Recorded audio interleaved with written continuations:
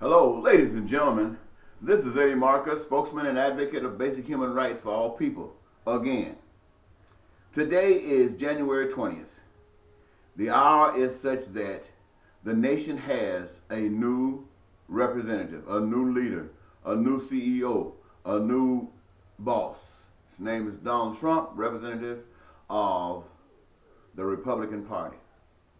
Now, you heard me say many different things about Donald Trump, and the truth of the matter is I really don't know any more about Donald Trump than what I've heard about him, what I've heard him say, what I've watched him say, and the things that I've seen him done via television or radio or social media.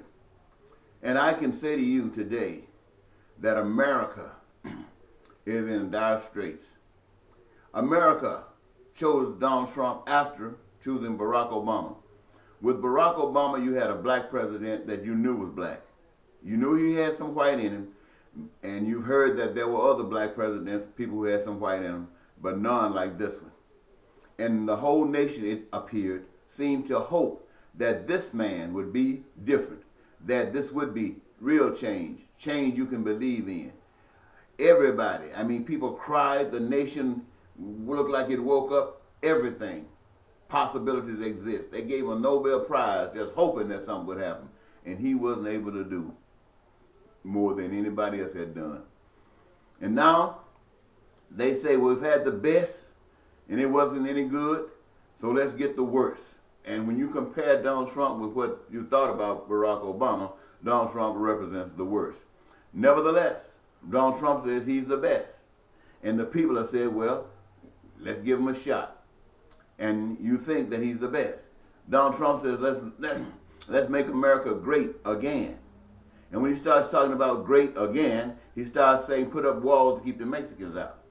He starts saying we're going to make sure that people from black people, put it bluntly, that black people that doesn't live here already can stay out of this country. And we're going to vet them like they don't know what. We're going to be so vetting on them that they're going to say, well, I don't want to go over there. I don't want to be vetted like this. He's going to do the same thing in this country. When white people hear Donald Trump says, let's make America great again, they're thinking about the time when white people ran all across this country, reigned supreme. They didn't care about no one else but white people, and they didn't care that much about white people if they didn't have money. That was when America was great, according to rich people. And he wants to make it again. Now, people in this country, black people, people of color, poor people, they're not going to stand for that. But he says he's got the military in his back pocket. He got all the generals, all the people who know how to take advantage of other people's weakness, all the people who know how to influence an activity that's corrupt. He got them all in his employ. And so they're going to try to make America great again when we're not going to satisfy.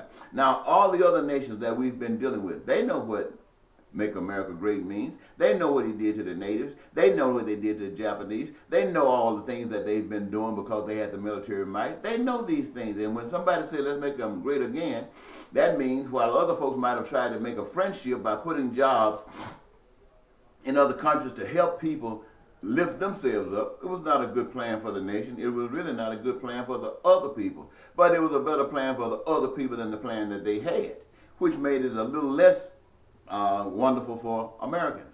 That's because the people are trying plans that does not work. The same plan that Donald Trump plans to employ. If he can make people upset in America about what he's trying to do, he's going to make people upset around the world about what he's trying to do. And what do you think people are going to do when they're upset? The time where you start saying, I can blow you up if you don't listen to me, are over. People don't care. People don't care about being blown over as long as they are proper.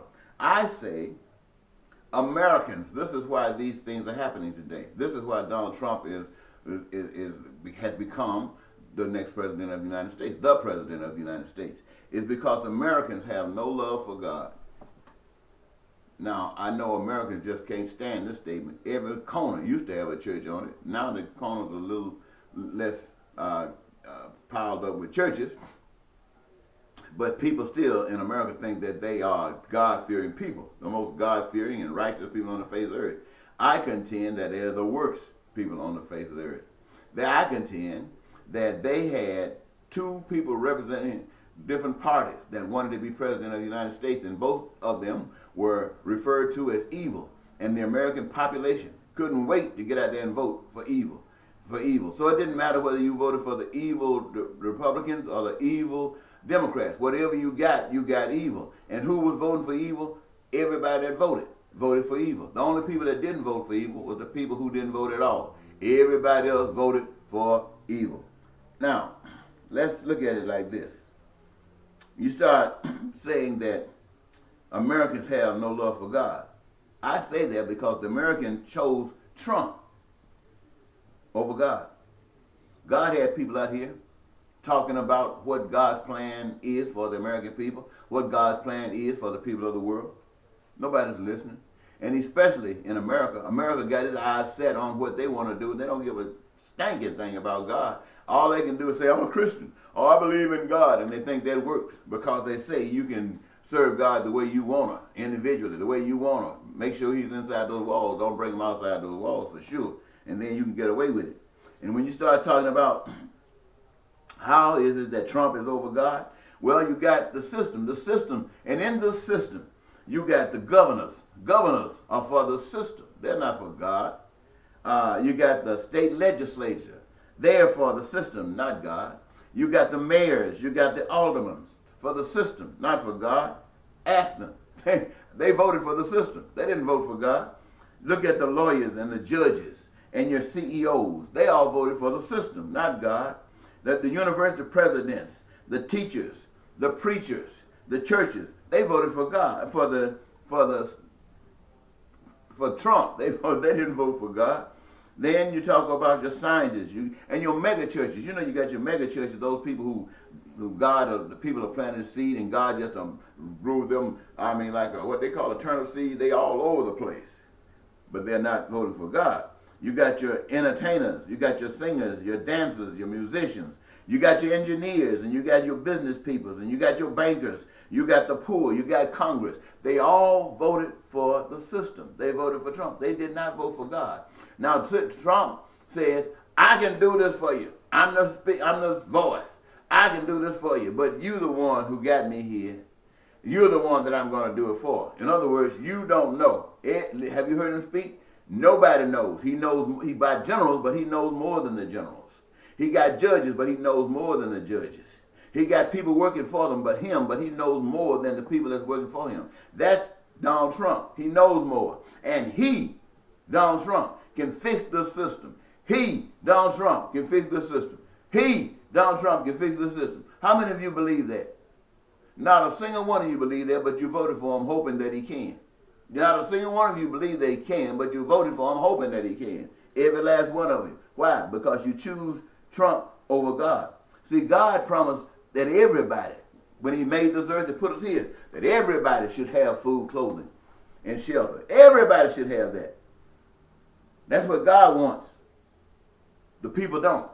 The people say as long as some of us got it, and that includes me meaning them, then they're satisfied.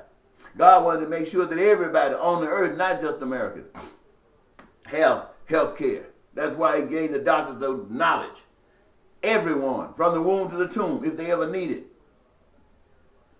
The system doesn't say that. The people don't want that. All they want is for some.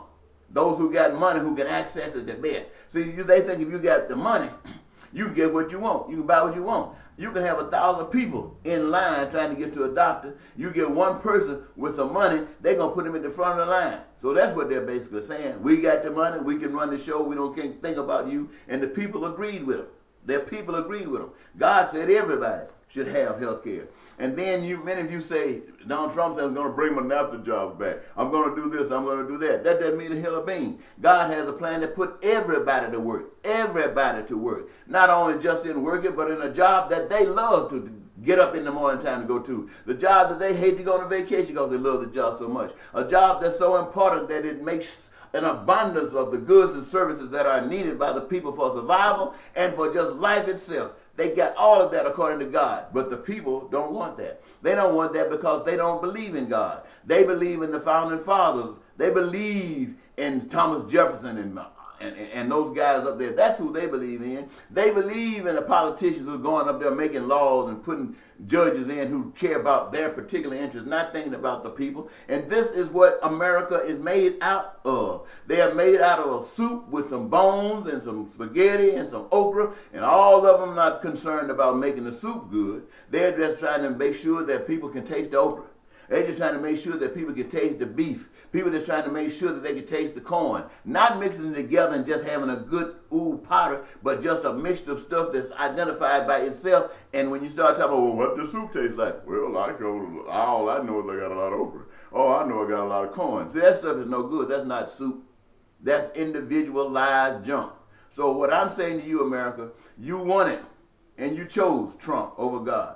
I know this. You say, well, I know. Yes, I do. For 36 years, Eddie Marcus, spokesman and advocate for God, have been out here championing these things. And not once more than 5 people in this whole 36 years has ever showed any embrace of a system like this. I say this to you, and I'm not biting my tongue. I don't care what you say. I know what I'm talking about. This is a hard thing, what God wants you to do. Peace and prosperity for everybody. It's hard when you spent your whole life thinking about hate. It's hard when you've been hated your whole life. It's hard when you don't believe nobody cares about you. It's hard to think that you should care about people when they've proven that they didn't care about you. Your mind is messed up. You are so corrupted spiritually, you don't know what to do. And now you got the devil in the White House. And I'm saying that he's a devil.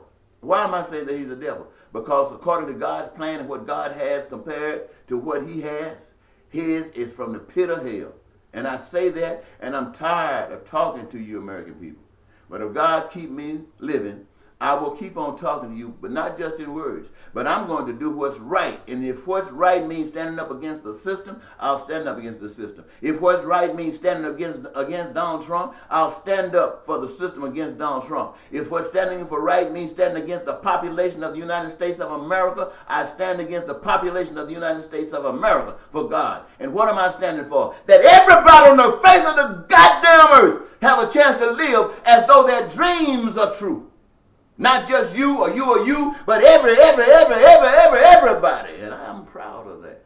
I'm very proud of that. And if you want to do me like you did King and Abraham Lincoln and Gandhi and Malcolm X because I love the people by the Spirit of God and want the best for them, then that's your next job. Take me out. I can't think of no other way to go that's better than what I speak about.